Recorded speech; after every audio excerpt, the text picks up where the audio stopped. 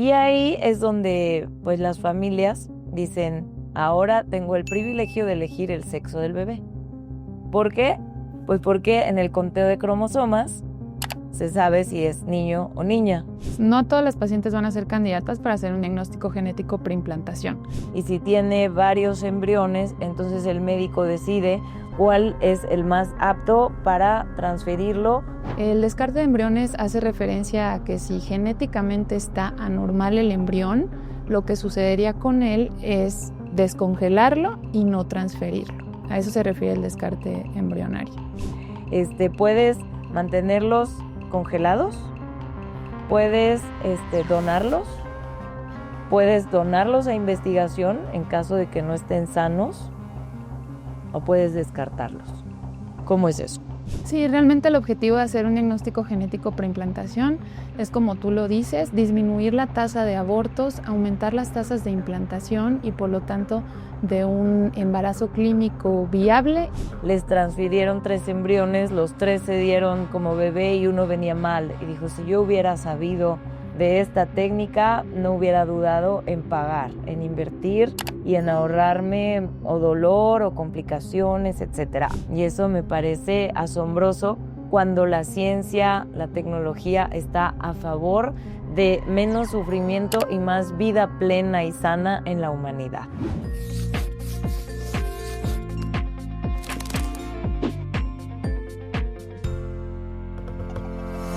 Bienvenidas, bienvenidos a Vida Fértil, donde la abundancia nace de ti. Recuerden que para dar a luz hay que abrir el corazón. Soy Claudia Cervantes y estoy en Ingenes celebrando 20 años de aniversario de traer más de 75,000 bebés al mundo. Y el día de hoy vamos a hablar de un tema pues que acompaña la ciencia y la tecnología. Se trata de los estudios preimplantacionales, que son estudios genéticos que evitan pérdidas gestacionales y aumentan la tasa de implantación. Pero para eso tengo a una especialista, la doctora Betsy. Muchas gracias. Bueno, estos estudios de los que hablamos, genéticos, se hacen una vez que se realizó el tratamiento in vitro y que a los cuantos días de vida debe de tener un embrión. Bueno, el diagnóstico genético preimplantación es una técnica complementaria de la fertilización in vitro. Es precisamente para hacer un análisis genético al embrión previo a transferirlo al útero de su mami. La biopsia o la toma de esas células para análisis genético se toman en el día 5 o día 6 de desarrollo embrionario. Esto es antes de que o los transfieran al endometrio, al útero, o de que los criopreserven. Yo recuerdo que en mi tratamiento me ofrecieron hacerle a los 3 embrioncitos que tenía esta prueba. Y yo decía, ¿es realmente necesario?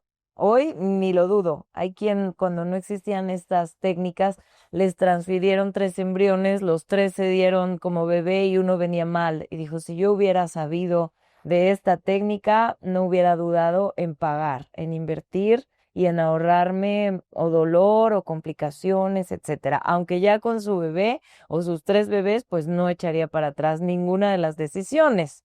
Ahora, esta biopsia, yo tenía como el miedo de que dañara al embrión. ¿Por qué no lo daña? Bueno, precisamente cuando se comenzó a hacer la técnica, se hacía incluso en días previos, pero se vio que al hacerlo en día 5 o día 6 era más seguro para el embrión debido a que en esta etapa de blastocisto tenemos mayor cantidad de células para estudiar y el daño que recibe el embrión es súper mínimo. Tal cual como cuando te hacen una biopsia y te quitan un pedacito de piel y se regenera, o sea, el embrioncito así diminuto, le quitan tantita masa, ¿qué será? ¿Molecular? ¿O cómo le dicen? Masa, ¿cómo le llaman? En realidad es una toma de células, de 8 a 10 células del trofoectodermo, que es como la parte externa del blastocisto, que es el embrión en día 5 o 6, así se le llama, blastocisto. Se toman esta cierta cantidad de células y es lo que mediante biología molecular se analiza. Esto se lleva a un laboratorio especialista que lo que hace es hacer un conteo de cromosomas. ¿O en qué consiste este estudio? Bueno, tenemos diferentes tipos de diagnóstico genético preimplantación. El que más se realiza es el PGT-A, que es para detección de aneuploidías, porque las aneuploidías son el trastorno genético más común y consisten en alteraciones en el número de cromosomas. Pero también tenemos otros tipos de diagnósticos genéticos preimplantación, como el PGT-M, que por ejemplo ahí se analiza específicamente a un solo gen, es decir, que ya la pareja sabe que hay afección ya sea en uno o en los dos, o que ya tuvieron un hijo con dicha afección muy específica, también se puede realizar de esta manera. Ok, ¿cuáles son, por ejemplo, alteraciones cromosómicas, como las trisomías? ¿Qué otras? Ok, bueno, las aneuploidías, como les decía, son alteraciones en el número de cromosomas. Puede ser de más o de menos. Lo más común, como tú lo mencionas, son las trisomías. La más conocida, trisomía 21, donde tenemos un cromosoma extra en el par 21, que es el síndrome de Down. También tenemos otras como el síndrome de Patau o el síndrome de Edwards, que son alteraciones en cromosoma 18 y 13 respectivamente. También algunos otros, como el síndrome de Turner o de Klinefelter, son alteraciones en cuanto al número de cromosomas. Se pueden detectar desde antes de que una mujer se embarace, y si tiene varios embriones, entonces el médico decide cuál es el más apto para transferirlo. Sí, realmente el objetivo de hacer un diagnóstico genético preimplantación es, como tú lo dices, disminuir la tasa de abortos, aumentar las tasas de implantación y por lo tanto de un embarazo clínico viable. Bien, ahora en el otro estudio de un gen en específico, ¿qué se hace si se detecta que sí se tiene esa alteración en ese gen? Hoy en día, vemos que existe la edición genética, pero todavía no está tan avanzado o es permitido, ¿o sí? Pues en realidad el PGTM sí tiene sus indicaciones muy específicas, no se ofrece de primera instancia como para buscar si vas a tener alguna alteración de un solo gen. Es solamente si ya los padres de intención, o bueno, en este caso alguno de la pareja, tiene el conocimiento de que tiene esa alteración o si ya tuvo un hijo, ¿no? Por ejemplo, en caso de que se detecte que la mutación está presente en el embrión, pues médicamente lo recomendable es no transferir ese embrión, pues porque va a haber riesgo de desarrollar la enfermedad. El riesgo de que la desarrolle depende también del tipo de mutación, de qué enfermedad en específico sea, ya que hay algunas, por ejemplo, que son de inicio tardío, pero bueno, eso se discute. ¿Cómo qué tipo de enfermedades, por ejemplo, pueden detectarse en determinado número de gen? Dentro de las enfermedades monogénicas, es decir, que se afecta solamente un gen, tenemos diferentes tipos. Aquellas que se transmiten de manera autosómica recesiva, autosómica dominante, es decir, que uno o que los dos lo tienen, o aquellas que son ligadas al cromosoma X o ligadas al sexo, ¿no? ¿Cuáles serían algunos ejemplos? Por ejemplo, de las ligadas al sexo, la hemofilia, algunas otras como por ejemplo distrofia muscular de Duchenne. Dentro de las autosómicas recesivas y dominantes tenemos recesivas fibrosis quística, por ejemplo, que es una de las más comunes, algunas hemoglobinopatías hereditarias. Bueno, aquí viene también un dilema ético para la humanidad, porque se dice, bueno, yo he escuchado, ¿no? Quien se refiere a este tipo de estudios como si fueran discriminatorios, ¿no? O sea, ahora resulta que como tiene síndrome de Down, pues ya no le dan la oportunidad de nacer. O hay quien por el otro lado dice, gracias a esto se va a acabar el síndrome de Down en la humanidad. Pero también hay quien tiene hijos con síndrome de Down que dice, son ángeles de Dios que vinieron al mundo a enseñarnos sobre el amor y la bondad.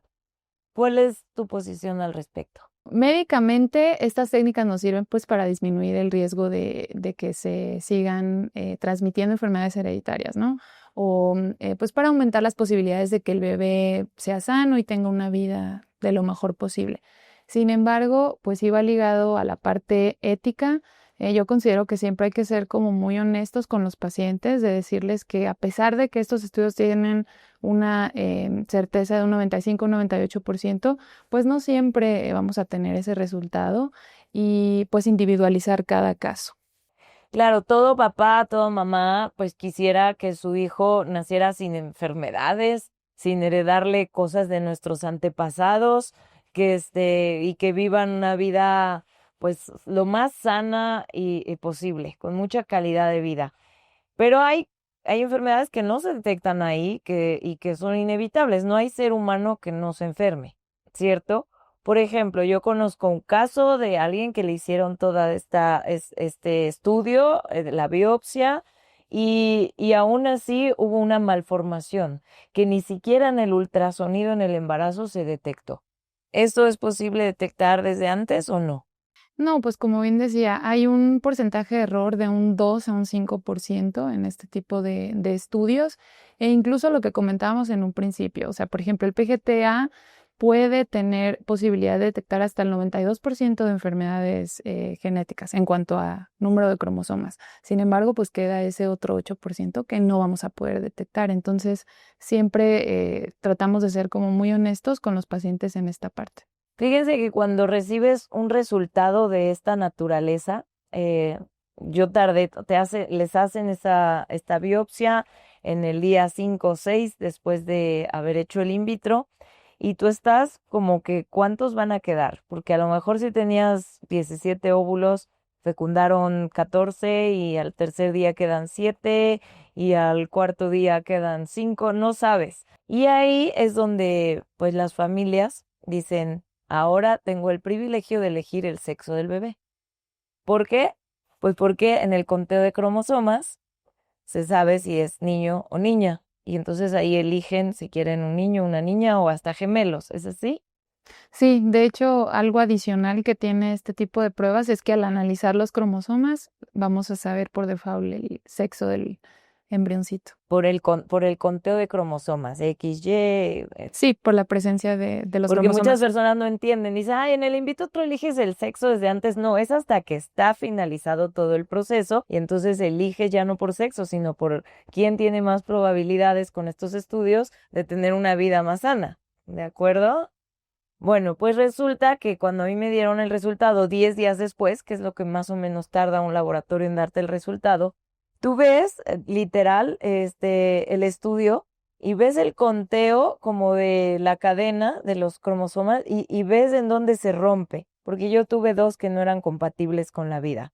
Sabía que eran niño, niña y niño, que es mi hijo Santiago, pero sus otros dos hermanitos de in vitro, genéticamente, pues no eran compatibles con la vida. Y el duelo de despedirte de estas posibles vidas que te dijeron que sí eran, casi embrioncitos, pues también es duro. ¿Qué pasa con el descarte de embriones? A ver, cuando tienes un in vitro, los médicos de entrada no te dicen vas a tener quizá 10, pero sí firmas un contrato en donde te dicen qué debes de hacer con esas células, porque les llaman células, todavía no los ven como bebés hasta que nacen.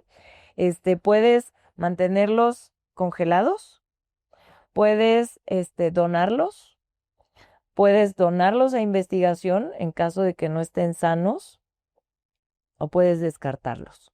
¿Cómo es eso?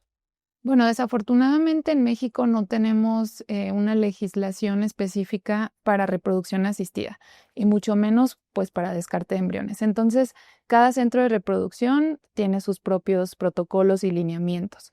Aquí en Ingenes, pues desde antes que hagamos la biopsia, es decir, desde antes del proceso de in vitro, se firman estos consentimientos informados donde los padres ya saben qué es lo que va a suceder en determinadas circunstancias.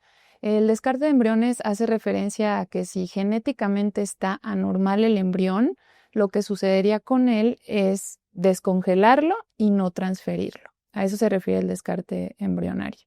Ok, ¿y qué sucede con el resto de embriones que no se transfieren? También tenemos la posibilidad de que los padres elijan qué hacer con esos embriones. Una de ellas es donarlos para investigación. La otra es donarlos a alguien más o pues el descarte, ¿no? como tal. O mantenerlos ahí por si quieren en claro. el futuro aumentar la descendencia. Sí, mantenerlos criopreservados. Eso es algo que deben de saber antes de entrar a un tratamiento in vitro, porque luego ya que estás ahí dices, no me dijeron y entras tal vez en un conflicto personal, religioso, de creencias, y hay por eso quienes están en contra o a favor de las técnicas de reproducción asistida, por los sobrantes, entre paréntesis, ¿no?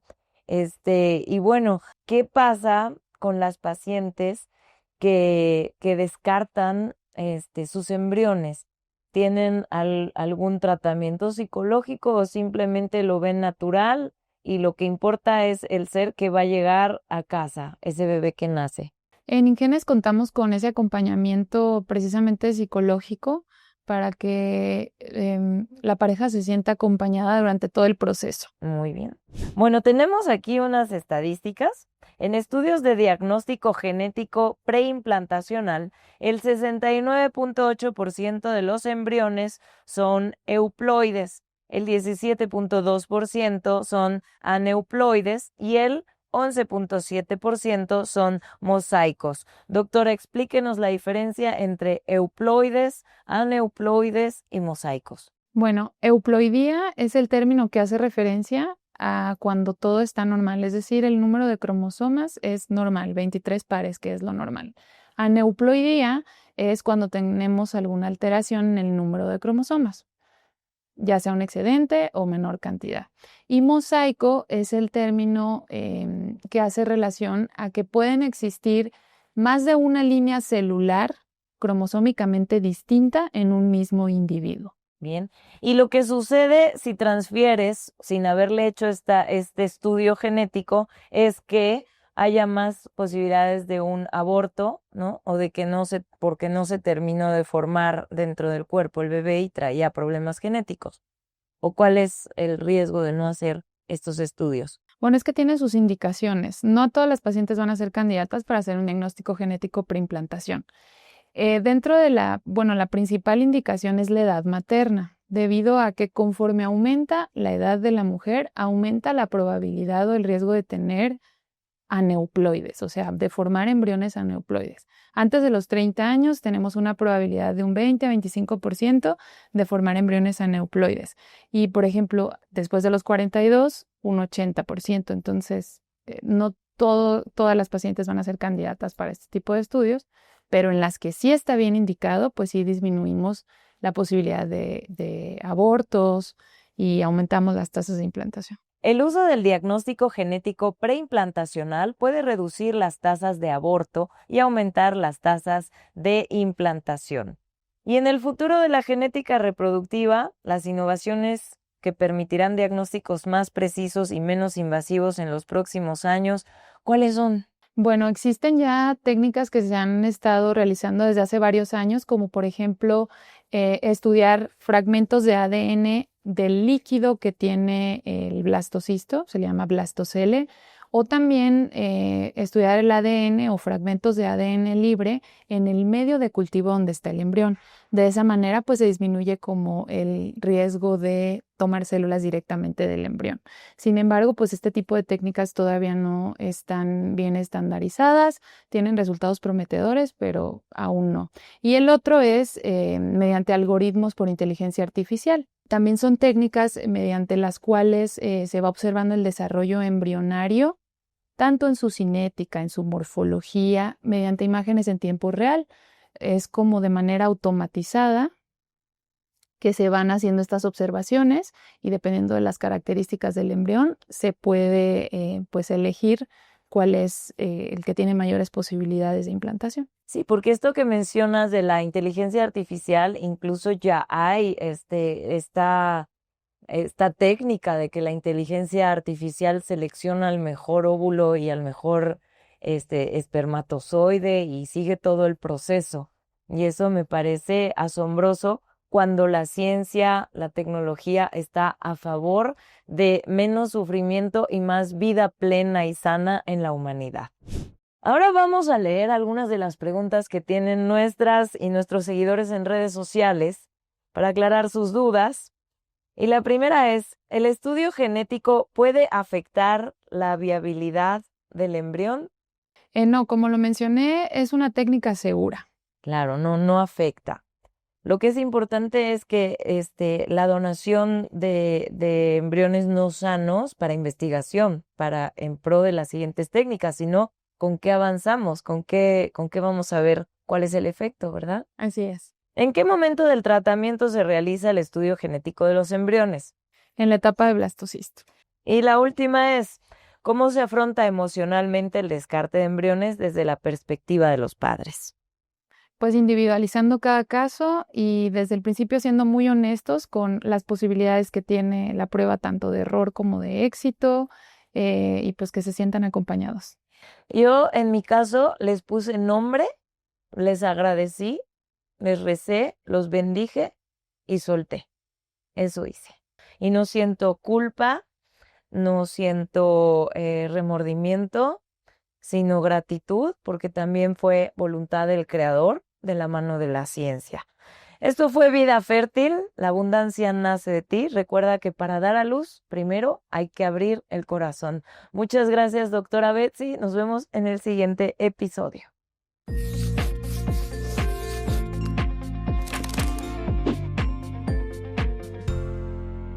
Toda mi vida supe que quería ser mamá. Soy mamá Ingenes. Es lo mejor que nos ha pasado en la vida. Mis hijos son parte de ese sueño. Gracias por hacerlos posible. Felicidades, Ingenes.